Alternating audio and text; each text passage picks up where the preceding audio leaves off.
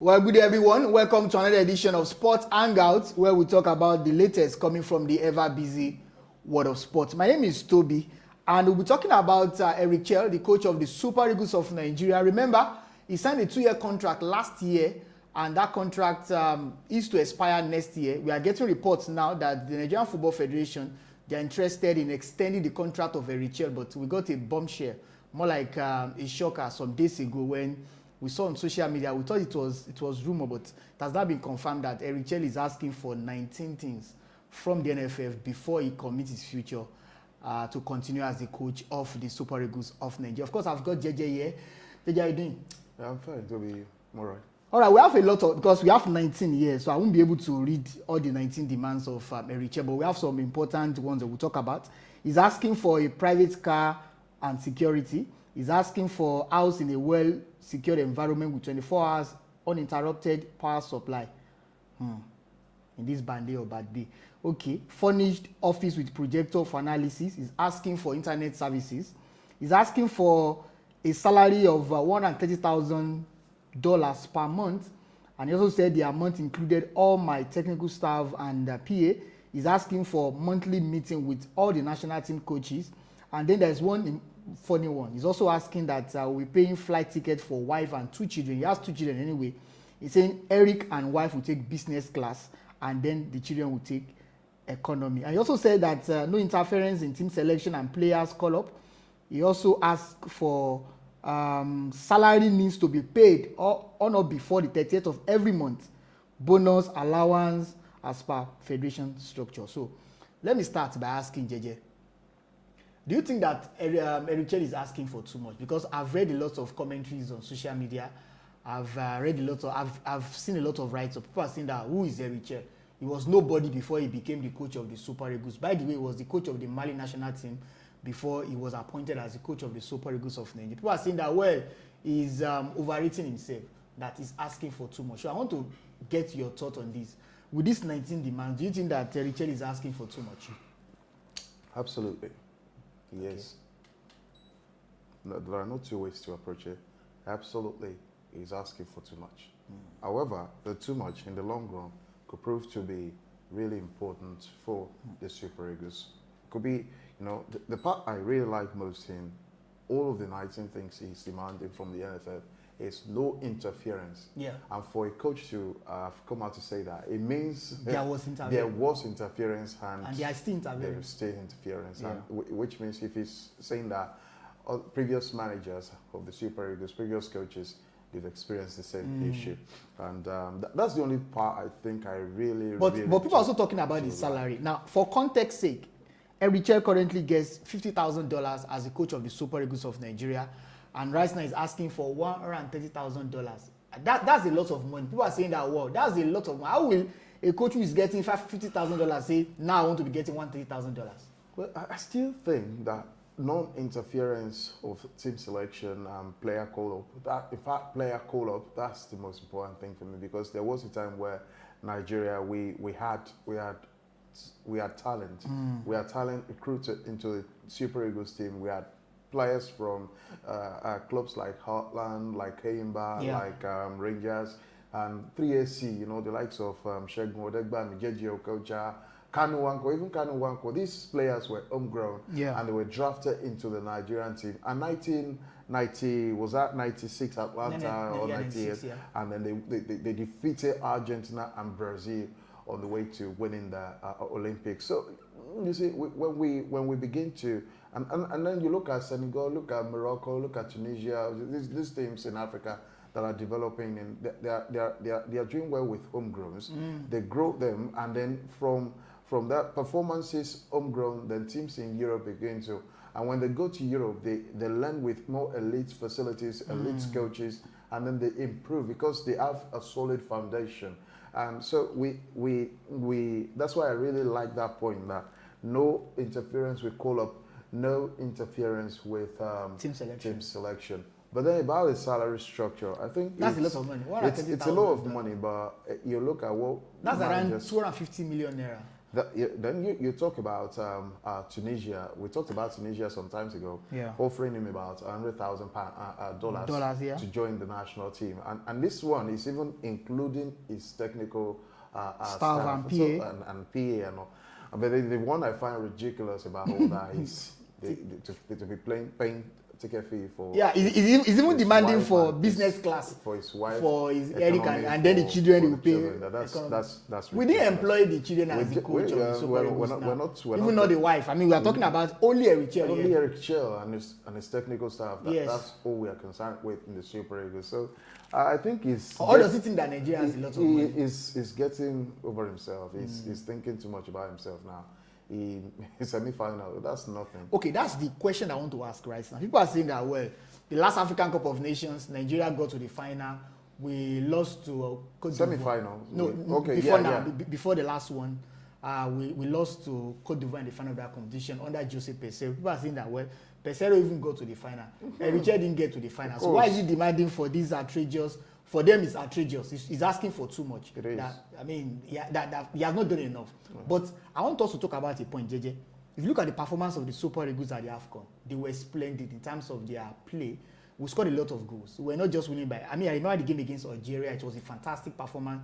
Even the game that we lost to Morocco, we didn't perform badly in that game. Now we play attacking football. We play flamboyant football. We are not defensive-minded. People are saying that, well, Eric Chelle has been able to bring back that good football back to national team. That alone should guarantee him the opportunity of continuing as a coach of the Super Eagles. No, that's not enough to guarantee him. He's not shown the winner's mentality. When he's come up against the big guns in the competition, he floated. So yeah, Morocco is the big one, and not beating Morocco, you could say you could turn it down to referee interference as well. It's still important that you can't play Senegal. Senegal did beat Morocco in the final. Yes. Despite the drama. Yes. And so what mentality? And Papa Chow is even homegrown. He's Senegalese. It's not from a foreign country. It's not. Is Eric Chelle a foreign country? Eric Chelle is a foreigner. He's not from Nigeria. He's not from Mali. Like born Mali. I think mixed nationality. Yes. But we need to start thinking about Nigeria. We need to start doing something in Nigeria. Okay. So for you. Okay, we have two options right now. If it doesn't agree to, if the NFL fail to agree to these terms and conditions, definitely Eric Chelle will leave. He has less than a year to run on his contract. I think the contract that he's getting from Tunisia, the offer. Yes, I think that's what's getting to his head, and he wants to show Nigeria. It's like I have a car to sell, and you want to pay 50 million. Then I'm getting 100 million from someone, and then I can come to you, boy. Are you willing to pay 120, 110? If you can't, because I know for a certainty, there's someone there that's waiting to pay 100 million. But you must also understand this, that regardless of how much someone out there is willing to pay, if I don't do the deal very quickly, this person needs this car urgently. And then the person can go to another dealer and get a car.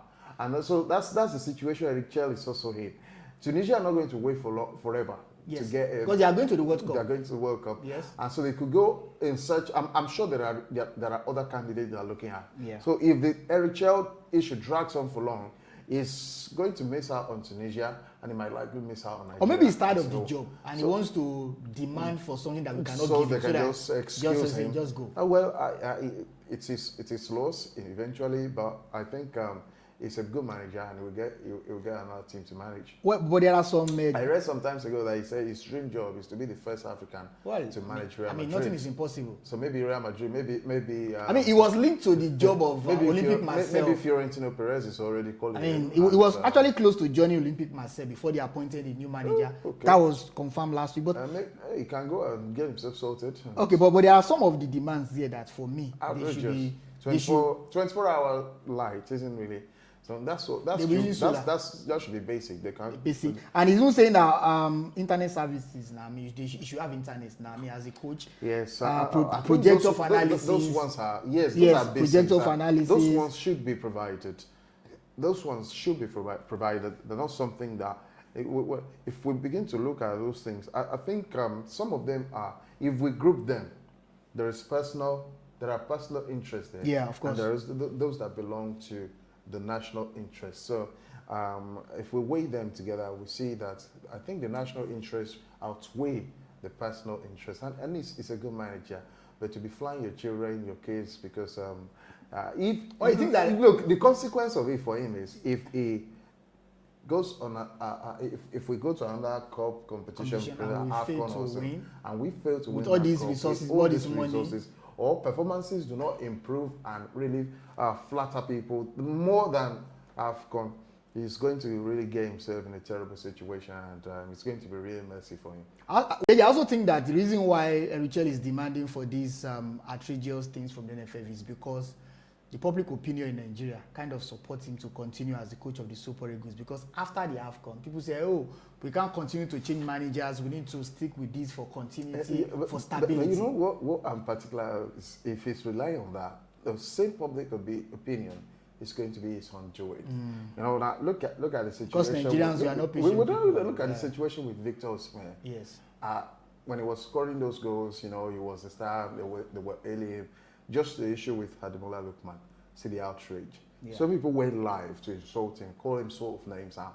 It's not going to be different. That's our own blood brother. Yeah. You cannot imagine Chelle that's coming from some. Nigerian. It's not Nigerian. He's going to get the full backlash of fans.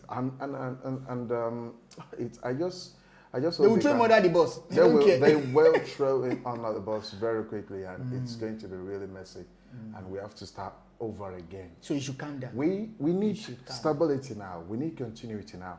I think the best thing is for both the NFF and Chelle to find a compromise. When they reach a compromise, then we need stability, honestly. That's what Morocco, they're enjoying. Senegal, Algeria, Tunisia, that's what these teams are enjoying. Stability. Why can't we? Yeah. And continue to, yes, and then you get stability when there's continuity. Yeah, definitely. And that's what we really need in Nigeria. Lastly, JJ, if you are the coach of, if you are the NFF president now, Ibrahim Musa Gusso, I know your name is Victor, but if you are the NFF president, and then you have hypothetically, and then you have a coach who is demanding for outrageous things, these things will cost a lot of money. What will you do?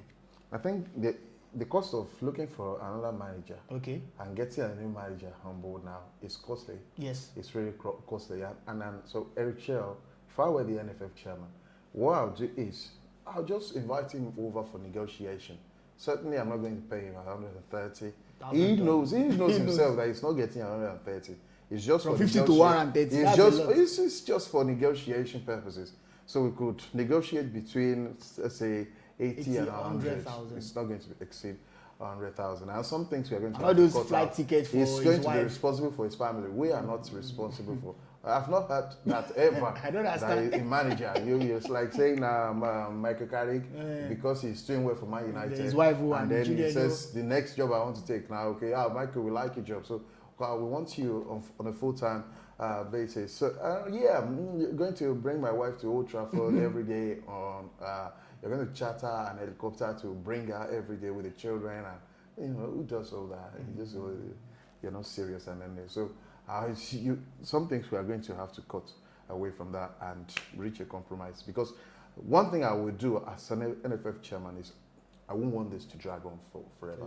Yeah. I'll just try to sort it out quickly to avoid this media back and forth, and we're good to go. All right, let's get your reactions. Do you think that Chelle has done enough to even demand for all these things that he's asking from the NFF? People are saying that, well, he's overrating himself, that you're collecting $50,000 and now you want $130,000. Why? Are you Jose Mourinho? Are you Alex Ferguson? Are you Arsene Wenger? Are you Pep Guardiola? Why are you demanding for such an outrageous salary from the Nigeria Football Federation? Or maybe he thinks that NFF, Nigeria has a lot of money. Maybe it's from Mali, and so Nigeria is the big brother of Africa. So let's make Nigeria. So let's get your reactions and on the comment section, Sports Hangout on YouTube. On the next time that we are going to meet, I remain Toby. JJ, please don't forget to subscribe, which is free, and hit the notification bell. Thank you. Bye.